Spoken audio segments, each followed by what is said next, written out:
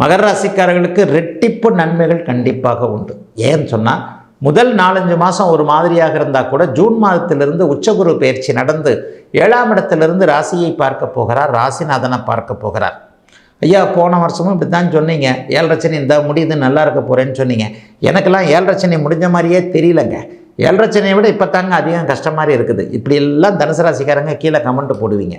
ஐயா, உண்மையை சொல்கிறேன், 2020, 21, 22லலாம் மகர ராசிக்காரர்கள் எப்படிப்பட்ட மன அழுத்தத்தில் ஒரு மாதிரி பித்து பிடித்தார் போல், பைத்தியம் பிடிச்சா போல் தெரிஞ்சிங்க.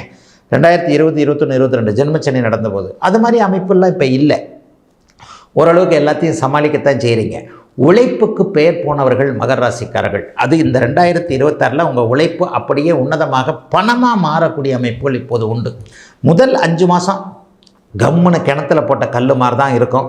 நிறைய பேருக்கு ட்ராவல் இருக்கும், அங்கே போகிறது இங்கே போகிறது.